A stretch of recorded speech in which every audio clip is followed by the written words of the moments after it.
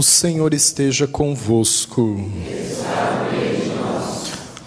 Proclamação do Evangelho de nosso Senhor e Salvador Jesus Cristo, segundo Marcos. Naquele tempo, Jesus dizia: no seu ensinamento há uma grande multidão. Tomai cuidado com os doutores da lei.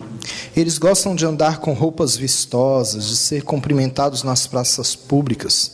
Gostam das primeiras cadeiras nas sinagogas e dos melhores lugares nos banquetes.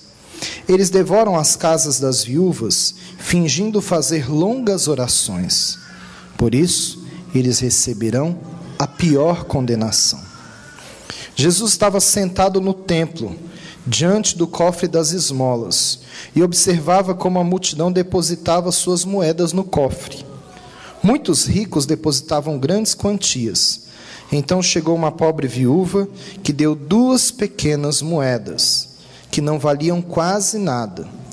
Jesus chamou os discípulos e disse: em verdade vos digo, esta pobre viúva deu mais do que todos os outros que ofereceram esmolas.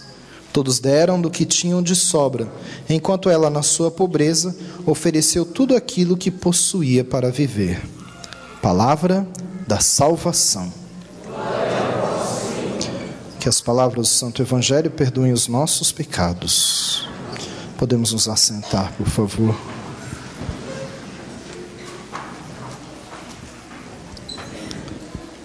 Nesse 32º domingo do tempo comum, já finalizando o tempo comum, meditando o Evangelho de Marcos, nós nos deparamos com uma leitura do Livro dos Reis que eu acho, no meu ponto de vista, uma das leituras mais lindas do Antigo Testamento, que fala de uma mulher viúva que vivia em Sarepta. Sarepta é um lugar, uma cidade.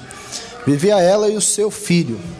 E por causa de uma grande seca que tinha chegado naquela época, naquele lugar, ela esperava a morte. Só isso. A esperança da vida dela era a morte. Ela só tinha um pouquinho de farinha, com um pouquinho de azeite, que ela iria fazer um pãozinho, um bolinho, assar e comer. Ela sabia que não tinha mais jeito. O único destino dela seria a morte. Uma grande seca naquele lugar, não tinha mais água, não tinha mais alimento, ela era viúva, vulnerável. E aí, essa mulher encontra com Elias, o profeta Elias, que encontra essa viúva na porta da cidade. É interessante que encontra ela enquanto ela estava apanhando gravetos. Nem precisava de apanhar lenha, porque era para pouca comida, era uma única refeição. E aí Elias diz para ela: me dê alimento. E ela diz para ele: eu não posso. Ela diz a verdade: não posso. Eu só tenho um punhadinho de farinha com um pouquinho de azeite. Eu vou comer com meu filho e vamos esperar a morte. E ele insistiu com ela. Insistiu por 2 maneiras. Primeiro, porque ele também estava com fome. Ele também vinha de uma situação difícil, de seca. E depois porque ele era profeta. Ele conhecia Deus. E ele confiava em Deus. E a função do profeta é manifestar essa confiança que ele tem de Deus para outras pessoas. Então ele diz para ela: dê para mim para que eu coma. Para quê? Para que ele se fartasse, como se fosse tirar a boca dela e do seu filho? Não. Porque era para que a profecia continuasse a existir. Alimentar o profeta é fazer com que a obra de Deus, a profecia de Deus, continue sendo anunciada. Então ele sabia que aquele alimento não ia sustentar apenas a sua vida. Ele sabia que aquele alimento ia fazer com que a profecia, a palavra de Deus, continuasse a ser proclamada. E aí naquele momento a mulher tem um grande questionamento na sua vida. Ela tem que tomar uma grande decisão, talvez a decisão mais difícil da sua vida, que era dar ao profeta e alimentar a profecia e alimentar a obra de Deus, ou guardar para si e para seu filho. É uma decisão muito difícil. Não é uma decisão fácil, porque ela sabia que ela corria o risco de morrer de fome alimentando Elias. Mas ela acreditava em Deus. Nesse mesmo Deus que Elias vivia pregando e profetizando. Então ela toma uma decisão, talvez não a decisão que nós tomaríamos, mas a decisão que foi a decisão mais sábia, mais corajosa, mais misericordiosa. ela dá o alimento ao profeta. Quando ela dá o alimento ao profeta, ela não está abrindo apenas a mão, mas ela está abrindo o coração para dividir aquilo pouco que ela tinha, quase nada. Ela está abrindo a sua própria vida. Está dando para ele. E a promessa que ele dá se cumpre na vida dela. Ele disse assim: olha, o Senhor é fiel, é bondoso, não vai faltar a farinha e não vai faltar o azeite. E ela começa a experimentar todos os dias, depois dele ter se alimentado, que aquela farinha que tinha acabado tinha brotado do nada, que aquele azeite estava ali de novo. E ela continuou. Tanto que o profeta vai ficar na sua casa, ela alimenta o profeta. Se a gente depois pegar esse capítulo 17 do livro dos reis, e eu sugiro que você pegue isso, releia em casa, leia o capítulo inteiro, você vai ver o que aconteceu na vida dela. Que muitas outras pessoas estavam com fome, foram bater na porta dela, e daquela farinha que estava acabando, que se multiplicava, ela ainda alimentou uma multidão.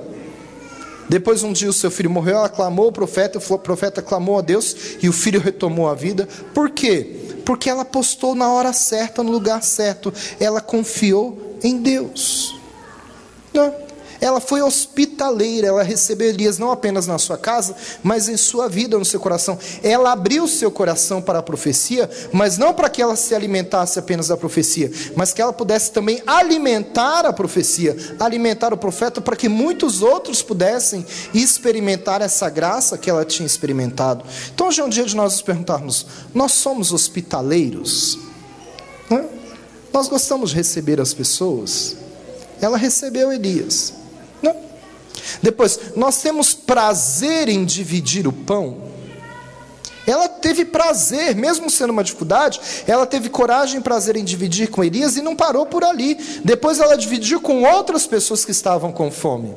Então ela não guardou o milagre só para si, ela partilhou o milagre com aquelas pessoas. Mas o milagre só aconteceu porque antes de acontecer, ela teve a coragem de partilhar. Até os gravetos se multiplicaram. Precisava mais de buscar, estava se multiplicando. As coisas mais simples. Então, gente, a dica da viúva de Sarepta para nós é confiar em Deus. Confiemos em Deus.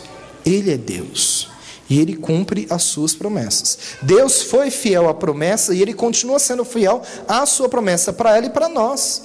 E nós podemos contemplar isso não apenas pela primeira leitura de hoje, mas por exemplos da nossa vida, por testemunho dos nossos irmãos, não é? E também por outras viúvas que são citadas na Bíblia. A Bíblia cita muitas viúvas e nós poderíamos aprender muitas coisas com ela. Outra viúva que a Bíblia cita hoje, por exemplo, é no Evangelho de Marcos, no capítulo 12, que é o óbolo da viúva.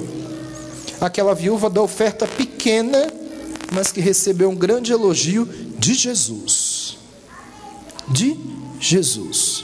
Veja bem, as pessoas estavam ali dando as suas ofertas, e diz a palavra que os ricos davam muita quantia em dinheiro, né? E provavelmente faziam isso talvez para que as outras pessoas vissem, né? E pudessem elogiar. Ela foi ali não esperando elogio de ninguém. Muitas vezes nós queremos o nosso reconhecimento aqui na terra, ou nosso elogio por aquilo que nós fazemos, ou por aquilo que nós doamos. Aquela mulher não. Aquela mulher, muito pelo contrário, ela, para chegar até ali, ela teve que receber e enfrentar aqueles olhares críticos. Porque se aquelas pessoas iam oferecer grandes quantias, provavelmente se isso é citado no Evangelho, é porque eles mostravam essas grandes quantias. E todo mundo via e dizia: olha que bonito, quanto que ele está ofertando, olha como ele é generoso, né? Aquela mulher, ela ia com uma pequena quantia, mísera quantia. Aquelas 2 moedas não valiam absolutamente nada, praticamente nada. Então, quando ela foi chegando ali, ela teve que antes enfrentar os olhares críticos de todas aquelas pessoas que diziam assim: mas o que ela está fazendo aqui? Como é que ela vai ofertar aquelas 2 moedas que não vão servir para nada? Aquela oferta não daria para comprar nem um pedaço de pão, mas ela deu o que lhe era necessário. Ela não deu as sobras, que é diferente dos outros, que davam grandes quantias, mas eram quantias que estavam sobrando. Aquelas 2 moedinhas simbolizam o amor e a boa vontade. O amor que ela tinha a Deus e a boa vontade dela tinha de partilhar aquilo, mesmo sendo pouco, mesmo sendo valor que não daria para comprar nada. O evangelho de hoje traz um detalhe bem importante. Lá no versículo 41 diz assim: Jesus estava sentado no templo, diante do cofre das esmolas, e observava como a multidão depositava suas moedas no cofre. Veja bem, Jesus estava sentado na porta do templo, observando. E ele não fazia isso só naquela época, ele faz agora também. Jesus fica nos observando, fica olhando para a gente. Veja bem, o texto não diz que Jesus estava observando, não é? Quanto cada um levava. Diz assim, como a multidão depositava suas moedas no cofre. Porque Jesus tem visão além do alcance, muito mais do que o Thundercats. Jesus vê a nossa mente, vê o coração, vê a nossa reta intenção ou não. E ele fica olhando. Você pensa que não? Todo domingo Jesus está aqui olhando para você. O dia que você não vem, ele fica preocupado. Por que ele não veio? Normalmente ele vem esse horário. Será que ele vem em outro horário, está em outra igreja, outro lugar? Por que ele não está aqui? Ele sabe onde você está. Se você tiver com preguiça, também.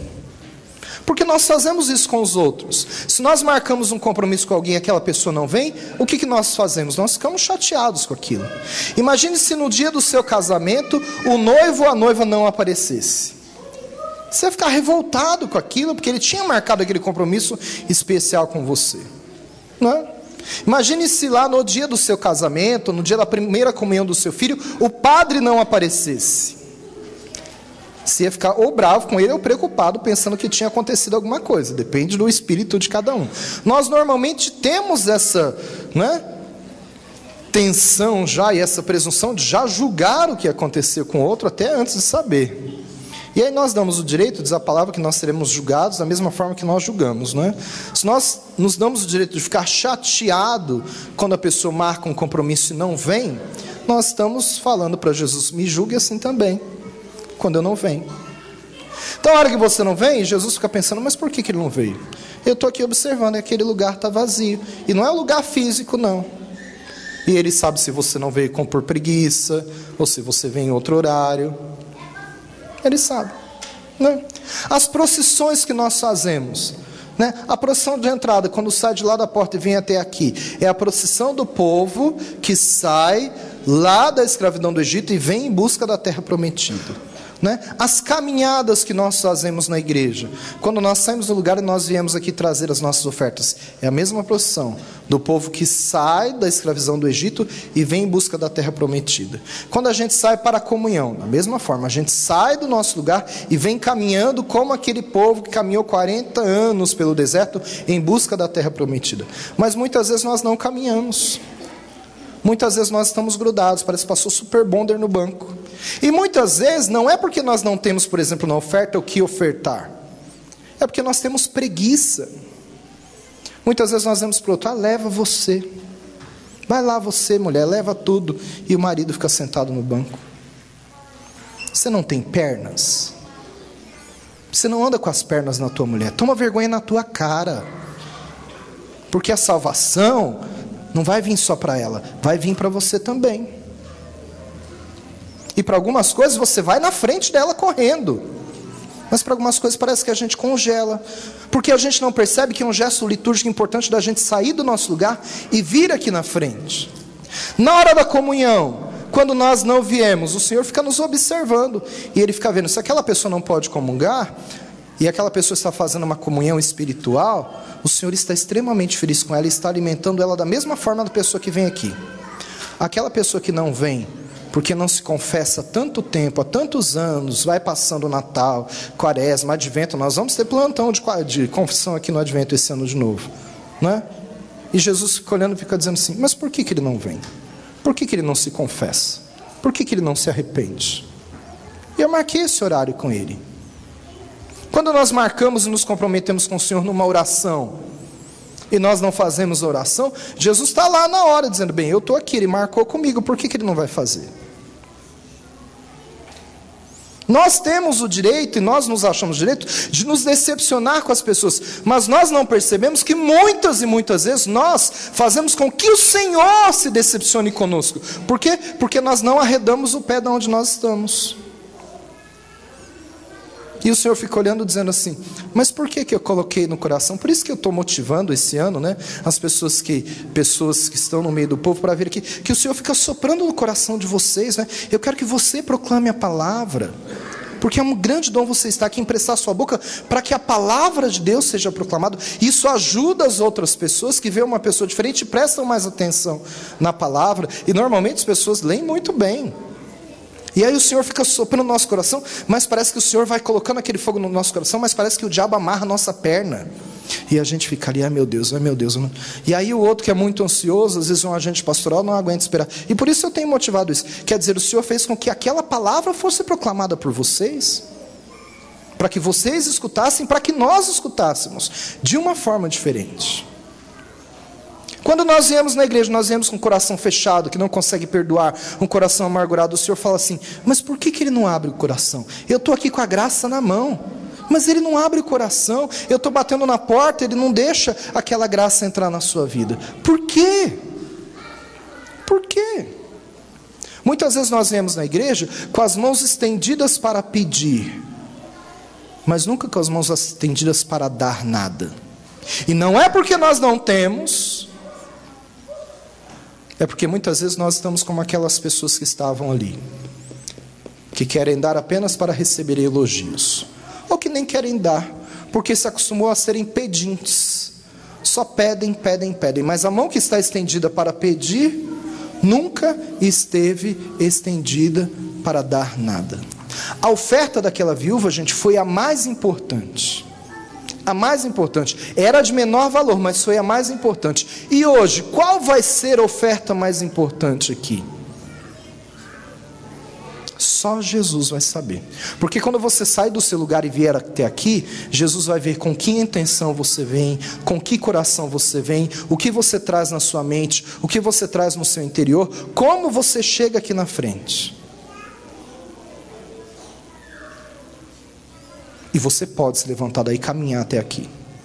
E você deve fazer isso. E nós precisamos ensinar isso aos nossos filhos, aos nossos amigos, aos nossos irmãos, aos pobres, mais pobres do que os outros, porque ninguém é tão pobre que não tenha nada para oferecer outro. Feliz o católico que possui um coração generoso, gente. Por que essa mulher chamou tanta atenção de Jesus? Não era pelo valor alto que ela ia doar, mas era porque ela deu tudo o que ela tinha para viver. O critério é a reta intenção. As aparências não impressionam a Deus.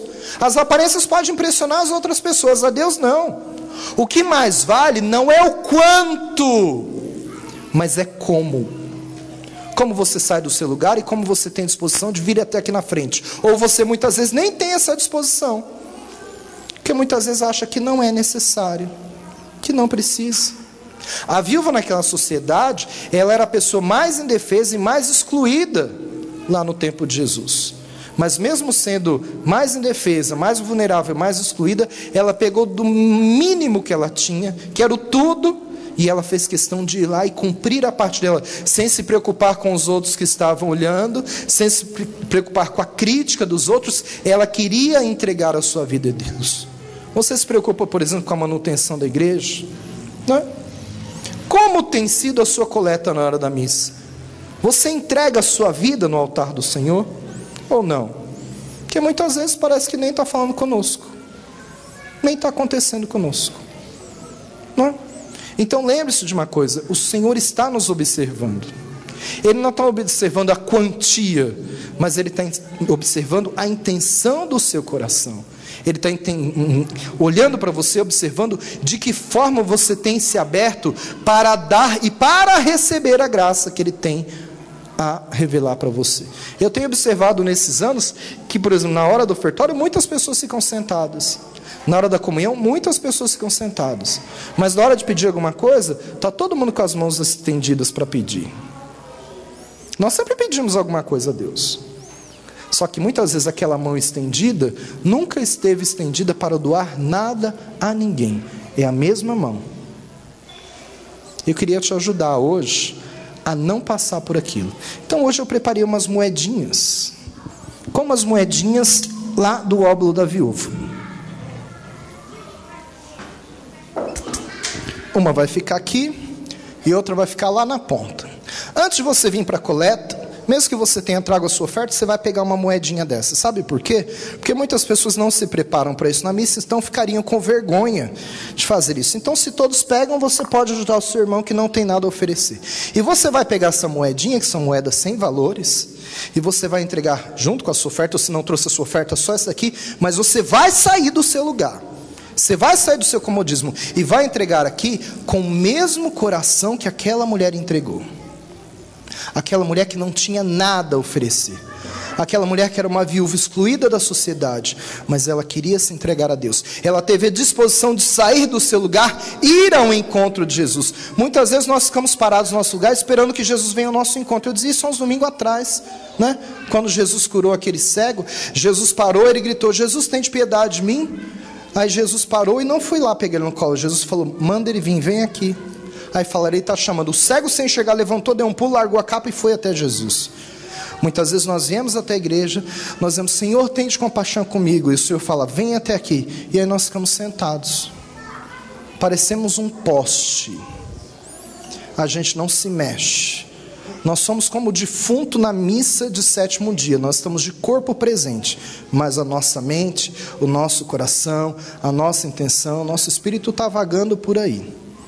Então hoje é um dia da gente aprender com essas duas viúvas, que não tinham nada, que estavam perdendo tudo, mas elas tinham uma coisa que nós precisamos de ter: fé. E isso pode mudar a nossa vida, como mudou a vida delas. Uma se alimentou o seu filho, alimentou uma multidão e teve até a ressurreição do seu filho. A outra recebeu um elogio de Jesus. Um elogio de Jesus, que Jesus não disse a ela, Jesus disse aos outros, aos apóstolos que estavam aí com eles. Talvez seja esse o elogio que nós precisamos receber hoje, de Jesus, mas que Ele não vai dar para você, assim como Ele não fez com ela, para que nós possamos receber esse elogio de verdade, concretizado lá nos céus. Amém? Louvado seja o nosso Senhor e Salvador, Jesus Cristo.